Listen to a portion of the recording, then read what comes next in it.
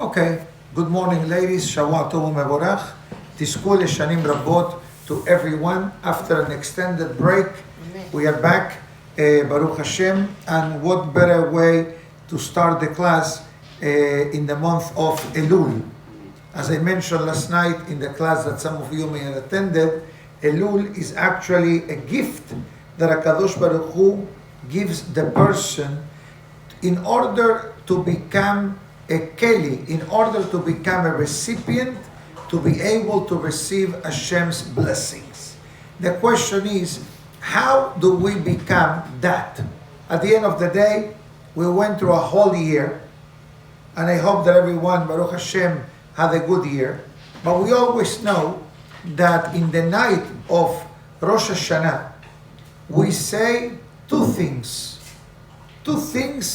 that are extreme.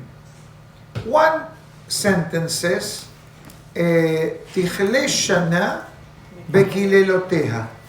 In English, this means, may the year end with all the afflictions, with all the pain, with all the suffering. The next sentence we say, Tahel Shana Ubirkoteha. Let the new year begin with all the blessings. And the question is, why do we need to speak about curses, God forbid, in the night of Rosh Hashanah? If it's the night of Rosh Hashanah, I want to start the year only with good things.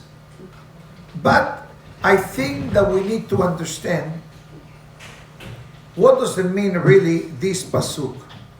We know that before Rosh Hashanah and Yom Kippur, we do something called Hatarat Nedarim, Hatarat Kelalot. That means we do special prayers. One prayer is to nullify any promise, any vow that we may have made and don't remember. Because what happens? In last week's Torah portion, the Torah talks about the importance of keeping promises. Because when a person makes a promise, the word of the person is the bond of the person. Your word is more worth it than your signature. For centuries, documents didn't really exist. You gave your word, that's enough. When regretfully people started to change the word, so then they started to do the shaking of the hands like they do today in the diamond industry. They say mazal ubracha, with blessing and good luck, so to speak. But the Torah says that if a person doesn't promise, will not come to sin. So what Hachamim established a prayer to protect us. Haim Tovim. What does it mean, a prayer of protection or to protect us? Very simple. The Zohar HaKadosh writes that when a person makes a promise or makes a vow and that is not kept, a few things happen. Number one, our prayers are on hold for 40 days. Nidui 40 yom. The prayers are on hold. And you may ask, why 40 days? And why my prayers are on hold? Short answer, because the same source of your promise is the same source of your prayers. Where your prayers come from? Your mouth. And where your promise comes from? Your mouth. So if your mouth is not good enough for a promise, the mouth is not good enough for a prayer. That's why we do Hatarat Nedarim. That's why in the Jewish world, we come to the synagogues. In the Syrian tradition is Mosai Shabbat, before Rosh Hashanah, before Kippur, 2 weeks or week after Tisha B'Av. We did that prayer. But we also do something called Hatarat Kelalot, the nullification of curses. there are two types of curses. Curses in Spanish means maldiciones. Chas v'shalom. Maldiciones. Now, how do I do that? How can I cancel a curse? We really don't have to do much. We just have to pray that in the event that we may have cursed someone, or something more dangerous, that someone may have cursed us and we don't even know. Do you know if somebody cursed you? No. Do you know? Do you know? I don't know. I hope nobody does that. We hope and pray that Be'ezat Hashem nobody curses us. But guess what? In the real life, in the real world, it's possible. Sometimes, I said this the other day, sometimes a person, Yehudi obviously, is not kind. Is not kind. In other words, you treat the Haddame like a shmate. Or you mistreat your valet because he is an employee in your building. Yes. Or you don't tip him or her, whatever scenario it is. What do you think that happens? They will talk about you. I guarantee you that. I heard it personally. They didn't know that I speak more than Spanish and English. I heard them. Baruch Hashem, I'm not the one that causes that to happen, but I train myself that I do it. 1 second. I train myself that if a Gentile, or a Yehudi, but in the Gentile world specifically, if it's in a restaurant, or if it's in a taxi, or if it's in an Uber, or if it's in the valet, that I block, that I blind their eyes with a tip. That's what I do. I buy my peace of mind. I don't want to get out of the car, or when the valet leaves and suddenly says, look at the rabbi, look at this Jew. Look, and even if you're not a rabbi, or you don't wear a kippah, obviously you're ladies, but they see mezuzot in your homes. They see the candlesticks on the Shabbat table.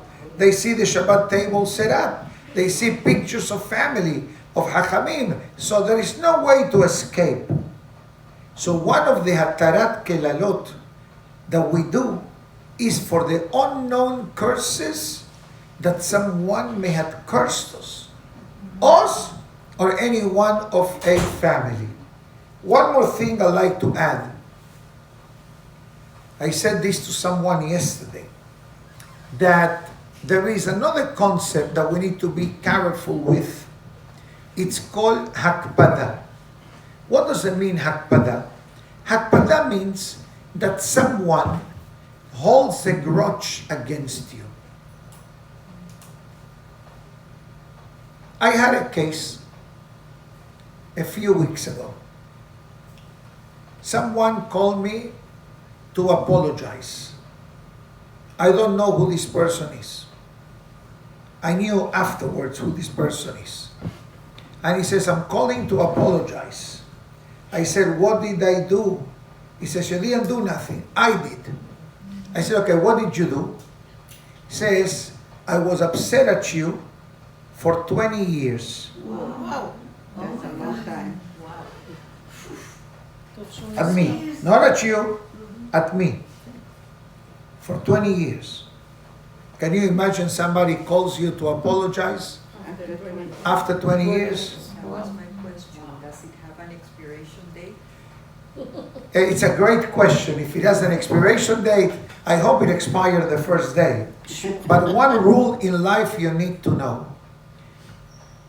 It is not good that someone holds a grudge against us, and it's not good for us to hold a grudge, rencor in Spanish, against another person. It's not beneficial. And the person explained to me what happened, and why the apology was required. I said, okay, if you said that all that happened and you want to apologize, I accept the apology. And I also said, if I may have said something that perhaps activated that, so to speak, grudge against me, I also ask for forgiveness. I still don't understand what was it done, what was it said. I mean, something that happened 20 years ago. And I don't even remember the name of the person, how the person looks. Nothing. Maybe the person comes and introduces themselves to me. I'll say, you're the one who called me about the 20 years drama. So when we say the hatarat kelalot, it's all inclusive. So the question still remains.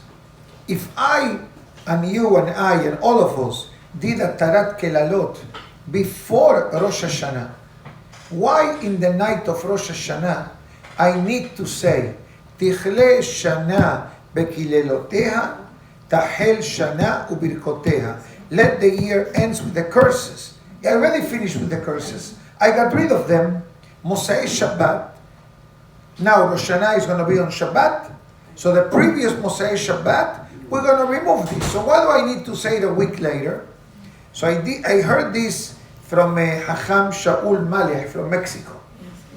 Beautiful shiur he gave a few years back. And he says that even though a curse, God forbid, from someone can be removed, but the side effects of the pain remains. You understand? You can remove the drama, but the anguish and the pain and the agony, y la bronca, as they say in Spanish, lingers in your heart. And if it stays in your heart, that means that it's not gone. It's not forgiven. Not necessarily forgiven. It's there. The marking is there. And that's why the meaning of the word tichle has two meanings. Tichle means to end. But tichle means to exterminate. You know, you call the exterminator in your building, and he comes and does the extermination. Why is it called exterminator? Why don't you call him cockroach killer? No, because it exterminates. He gets rid of it, hopefully. He gets rid of it from the get-go. And that's what we are praying to HaKadosh Baruch Hu in the night of Rosh Hashanah. Hashem, for all the hiccups and challenges and setbacks and the difficulties and the hardship and the pain and the suffering that I had throughout the year 5783, I want to start like a hatan and a kala under the huppah. Because that's what it is. What do you think? Hatan and kala, are they tzaddikim? Are they tzaddikim? Hopefully they are. But you know when they become tzaddikim? In the night of the huppah. That Hashem says, I will clean their accounts. How much you owe in the credit card? Let me clear your balance. I want you to start your married life with zero debt. Sin deudas. That's in a way what our life is. Now that I'm able to pray to HaKadosh Baruch Hu to remove all the side effects, it's like a medicine. You ever saw a prescription? They give you a whole Megillah of side effects. You start reading it, you say, "Stanna shwaya, I'm better off not taking it." Obviously, don't make that decision based on my statement. You got to speak to your doctor. I'm not a doctor, but I'm a human. So I can read the pamphlets and you say, Uli, I was better off not taking it. That's the reality. So we say to HaKadosh Baruch Hu, give me the medicine, yani give me the beracha, give me the blessing without any residue of the past. Because if we carry the misery or the lingering of the pain, the beracha is not complete. It's like Moshe Rabbeinu. Remember Moshe Rabbeinu prays for Yehoshua. When they scout the land, what does Moshe says? I'm going to pray for Yehoshua. God save the mindset of Yehoshua. I ask you a question. Why did Moshe pray only for Yehoshua? Why don't you pray for all of the tribes? You know what the answer to that question is? Moshe Rabbeinu says, Yehoshua is a descendant of Yosef HaSadik. And Yosef spoke Lashon Hara about his brothers. So maybe there is a virus still lingering in the neshama of Yehoshua that may trigger the opportunity to speak negatively about the land of Israel in order to protect the life of Moshe Rabbeinu. I ask you a basic question. How many years was from Yosef till Yehoshua? Do the numbers. Yosef was in Egypt the majority of his life. He was sold after he spoke to his father. So Yosef was 17 years old. Yosef perishes by the age of 110. Then begins the slavery in Egypt. So we are saying that at least minimum, give or take, 300 years. Let me ask you a question. You think that I know that 300 years ago, my great, whatever name you want to use, my grandfather did something, and I'm afraid maybe what he did? No. But Moshe Rabbeinu says yes, because if it lingers in the heart, still is not completely cleaned. Two more things. Some of you were here last night when we had a magnificent shiur with Rabbi Meir Eliyahu. And I'm going to say it, two things I like to say, simply because sometimes he spoke very fast and he quoted a lot of things in Hebrew. And by the time people were trying to decipher number one, he was already number 7 or 8. But that's beautiful. We love the great rabbi. Unbelievable. So I'm going to tell you two things. The rabbi, one of the messages that he gave is the importance in life, how not to blame others, not to blame people. Sometimes we blame people because that's our defense mechanism. And the rabbi brought two examples. Example number one, Adam Arishon. The famous story of Adam. When Hava eats and then she gives to Adam, God comes to Adam and asks him, Ayeka, where are you, Yani? And the rabbi explained that the word Ayeka is actually Rashi Tevot. It says, Anochi Yodea Kol Anistarot. I know all the hidden facts.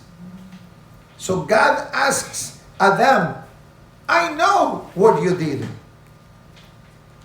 What Adam says to God?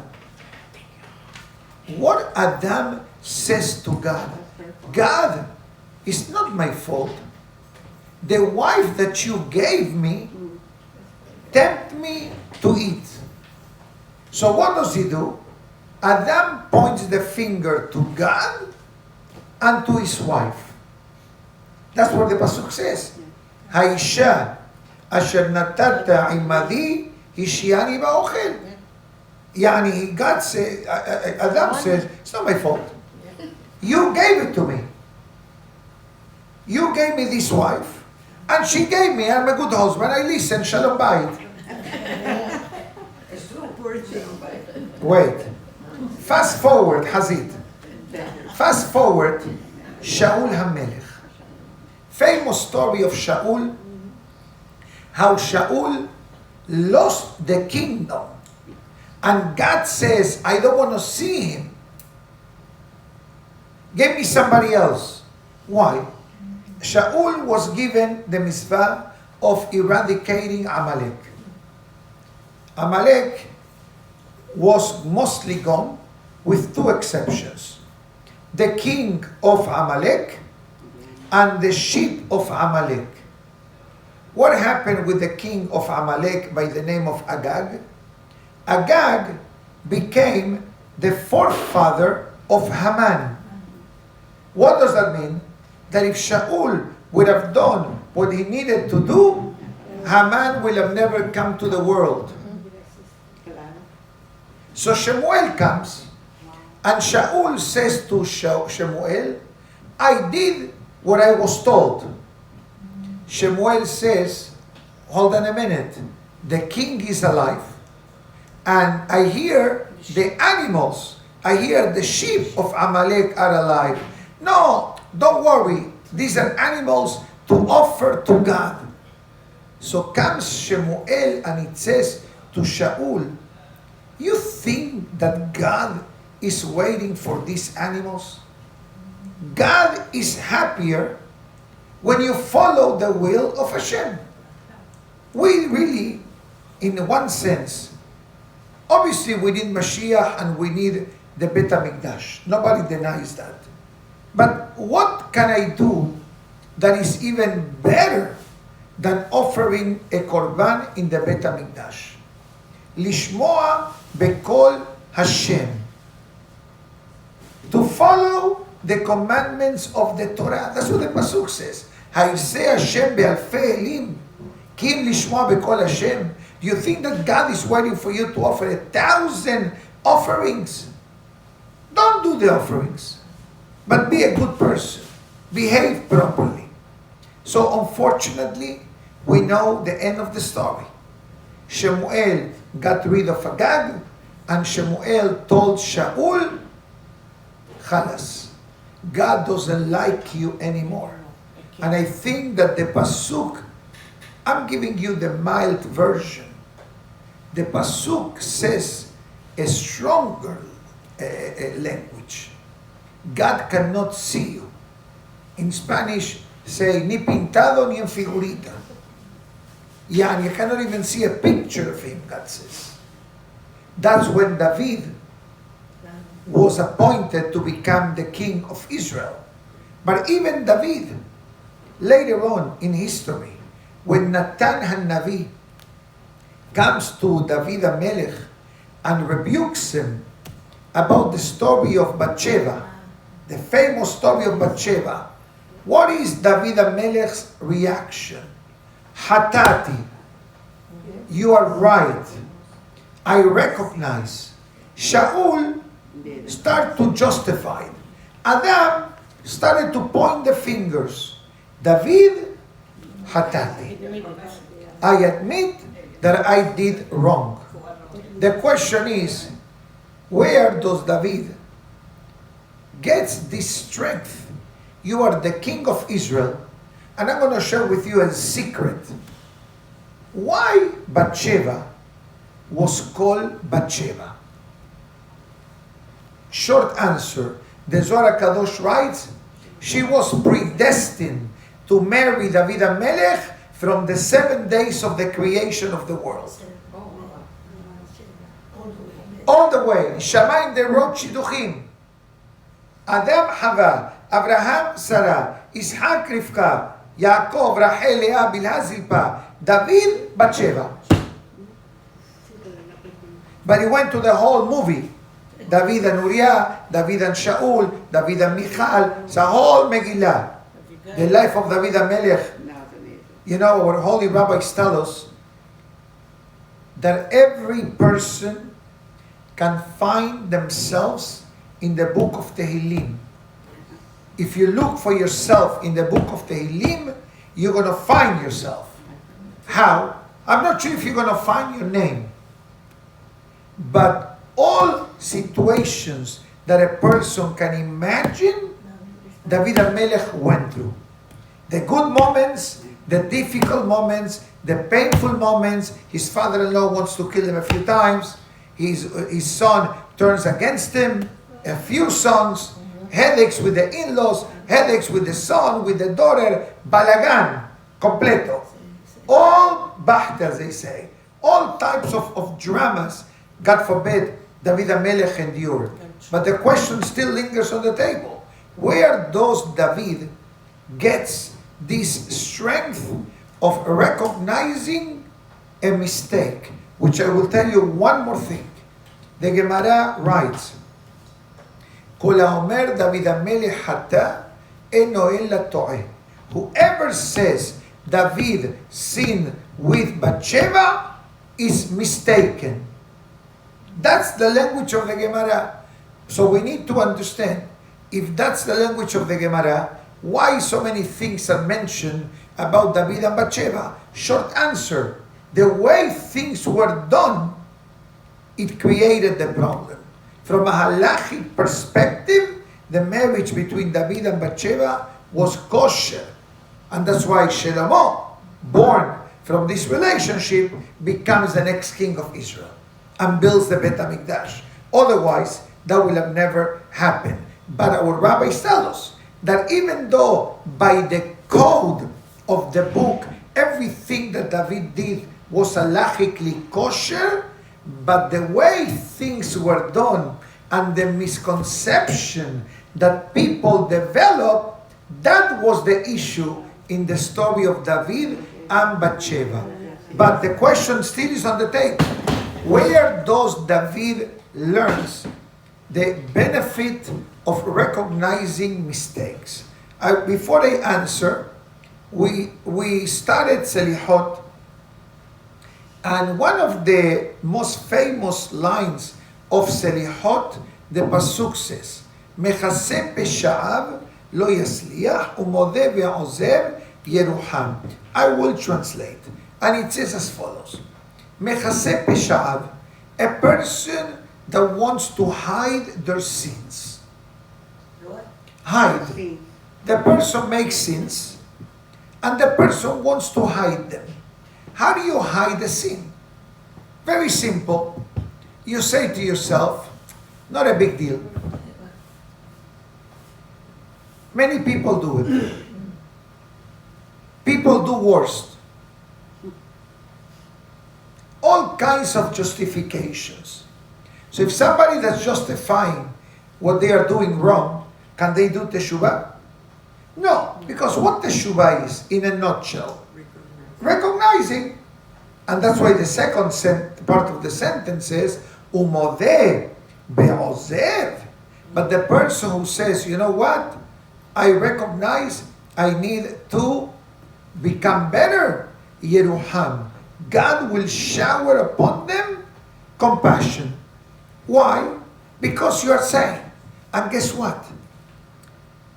When a person recognizes their mistakes or they need to change, you know what is the benefit? That judgment is not activated against the person. Because once I recognize I need to change, I made a mistake, if there is anything coming my way, God says, relax. He already told me that he needs to change. Where do we learn this from? From the Zohar. The Zohar writes in the Amidah, right? We finish the Amidah. What do we do when we finish the Amidah? At least in the men's department. Vidui, Ashabnu, Bagadnu, the confession. Now, ask the Zohar Kadosh, why is the Vidui placed immediately after the Amidah? It says the Zohar Kadosh, very simple. Because when I finished praying the Amidah, I came to God as a good person, praising God, expressing gratitude to God. So far is good. If I praise you, and I say thank you to you, you are okay, correct? But now, I come to you with a list of requests.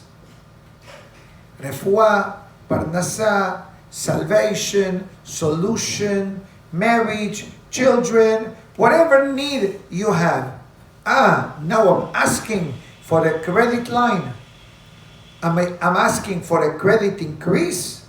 We need to see if I qualify. They need to run my credit score in Shamayim. Maybe I'm not worthy to receive because my behavior is really not good.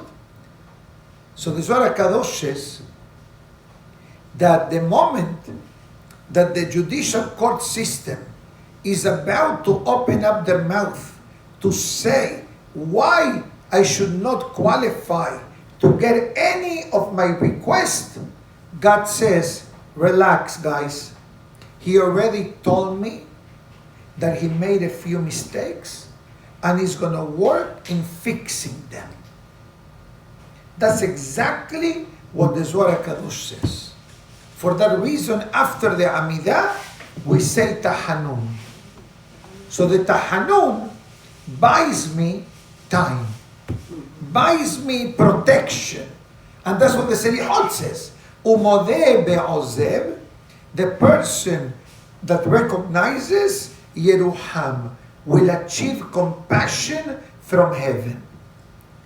So the question still is on the table. Where does David gets the power to recognize? He was the king of Israel. He could have reasoned with Natan Hanavi. Natan, and not only that, I'll tell you one thing. We say in the Havdalah about David HaMelech, Ba'ashem Immo. God is with King David. You know what that means? The Gemara explains that whenever there was a halachic dispute, David HaMelech had the final word. And his opinion was the valid one. So if somebody comes to you now and complains to you about you or about me, whatever, I, as a human, will say, let me explain to you what happened. David HaMelech could have done that. David HaMelech could have said to Natan, relax, Natan. This is what I did. This is what happened. This is what she said. This is what he did. And yet David HaMelech didn't activate none of the above. I gave the impression that I did something wrong. Hatati, aviti, pashati. I recognize. So where does David get this? So this is something that was said last night in the shiur. There are two instances that God made mistakes. You got it from last night in the class? And I use these words with embarrassment. Because how can Hashem make mistakes? But you need to understand a secret about godliness. God forbid that God makes mistakes. But something did happen that really doesn't make sense. Two things. Let's start with the easy one. The sun and the moon. Right? In the fourth day of the creation, the Pasuk says, God created the big luminaries. The big one for the day and the other one for the night.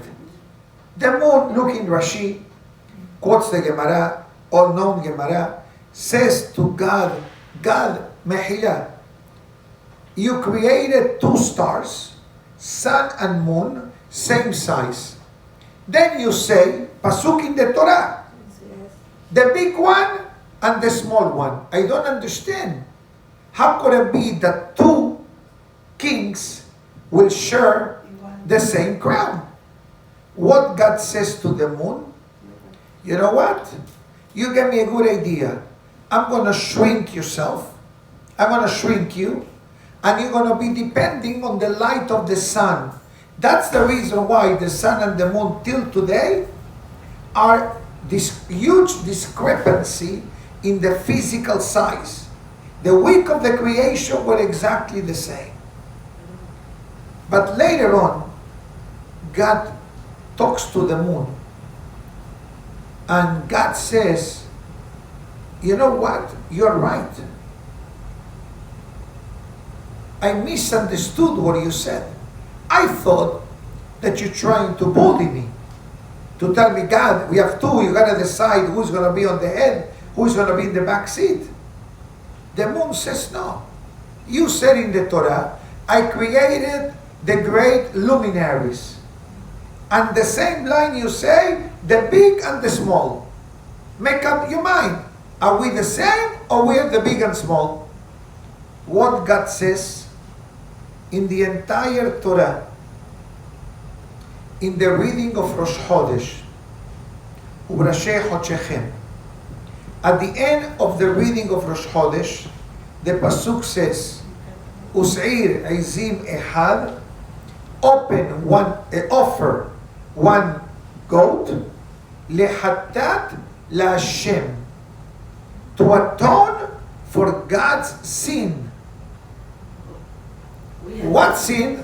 We are doing the work for Him. What sin? That He caused pain to the moon. Why He didn't take out from the sun? Different show. I don't even have a good answer at this moment. Now, I ask you a question now. Let's do a calculation. Sorry. Let's do a calculation. I'm going to give you a discount. The Torah was given in the year 2448. Today we have in the year 5783. So we have 3,335 years since the mitzvah of Rosh Chodesh was given to the Jewish people. The mitzvah of Rosh Chodesh was given to us in Egypt. Before we left Egypt, 3,300 years and change, we're celebrating Rosh Chodesh. Let's do a simple number. 0, 7, 6, 6, 3, 3, 3, 5, 0, 12, 0, 0, 4.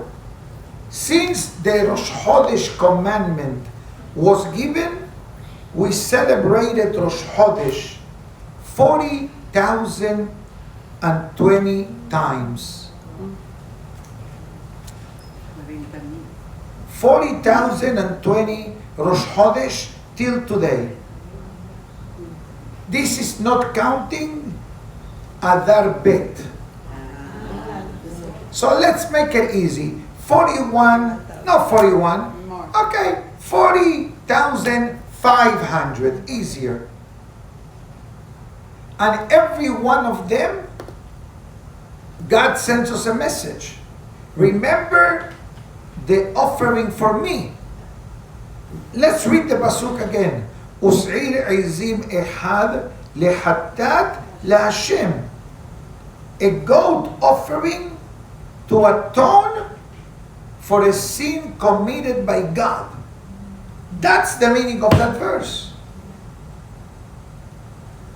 Can you imagine asking for forgiveness 40,500 times? Please forgive me, moon. Forgive me for what I did to you in the first week of the creation of the world. This is one instance. And it will continue forever. No, till Mashiach comes. Because the Pasuk writes in the Navi, Ve'aya ora levana ki ora hama. Will come a time that the light of the moon and the light of the sun will be equal. Sa Pasuk in Birkat HaLevana, we just said it on Mosai Shabbat. Ve'ora hama yeh shivatayim ki or shivat yamim.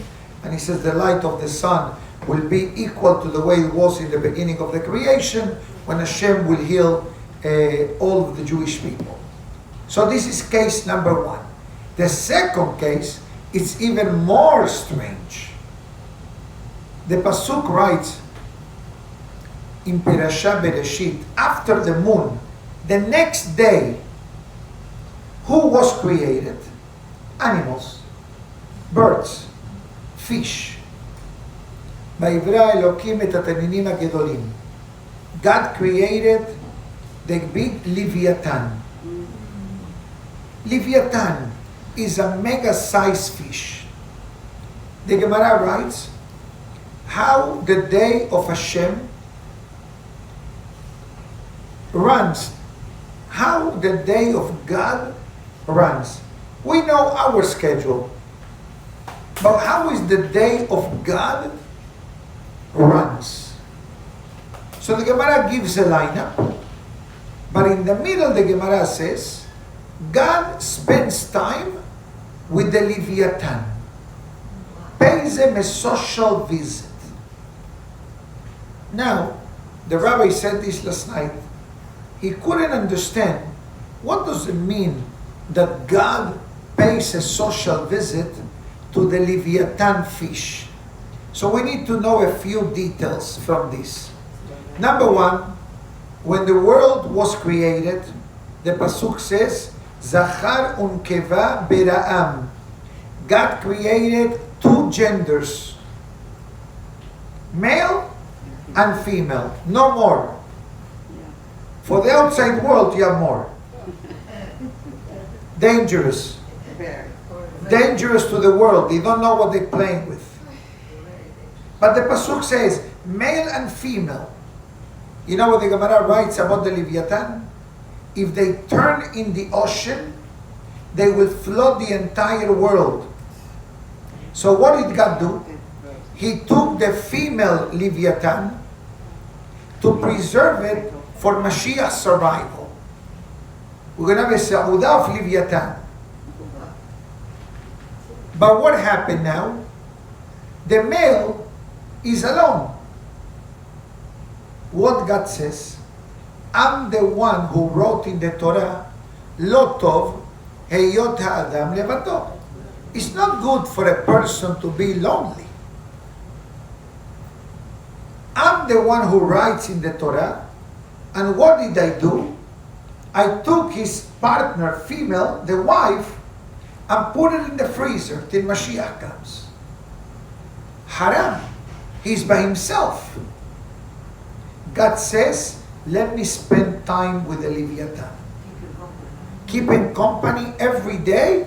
I go to the rehab center. I go to the nursing home. I go to the hospital. Bikur Halim. That's what you represent, right? Yes. That's what God did. Those till today. And not only that, in order to protect the world, Hashem sends the food to the Leviathan, so the Leviathan has Uber Eats delivered to the bottom of the ocean. True. We use funny words so we can relate. But that's what happened. Where do we learn this from? From the book of Yonah. Remember the famous Yonah that was swallowed from the fish? Yeah. That day, that fish that Yonah was inside was the lunch for the Leviathan. And our holy books write that Yonah saw the Leviathan and he will be the one bringing the Leviathan to the surface of the world when Mashiach comes. That's what we say in the Sukkot prayers. Arahamanu Yezakenu Leshem Basukah Oro Shel Leviathan. May the Almighty give us the merit of Mashiach. Why you bring Leviathan and Mashiach? Because that's what's going to be when Mashiach comes. And who's going to be involved in that? Yonah HaNavi. The famous Yonah from Aftir Yonah. That's why it says, if a lady is in labor, the husband should read the Haftarah of Yonah. Like Yonah was spit out by the fish, that the mother should release the baby also. That's why you read it. So can you imagine, you think that God has nothing better to do than spend time with the Leviathan? An hour. Besides taking care of the needs of the world. But God says, I'm the one who created that situation. I cannot abandon the Leviathan. He's going to go into depression mode. The Gemara says, a lonely man, no beracha, no happiness, no Torah, the life doesn't shine to a man that is not married. So God says, if I'm the one saying this, it's not good for the man to be alone. And none of the berachot comes. I'm not transparent, God says. So I'm going to do my tikkun, God says. I'm going to pay a visit to the Leviathan every day. Every day. Not once a week. Every day. Now, let's go back to Rosh Chodesh. Why specifically the tikkun of God, so to speak, happens in Rosh Chodesh? Short answer, because Rosh Chodesh is determined by the moon, not by the sun. So every time the Jewish people go out to see the moon, it reminds God, what did I do? What did I do? What did I do 5,783 years ago? I caused pain to the moon. I must fix it. There is nothing else to say today. Heavy. It's heavy, but guess what? We want a new year. We want berachot.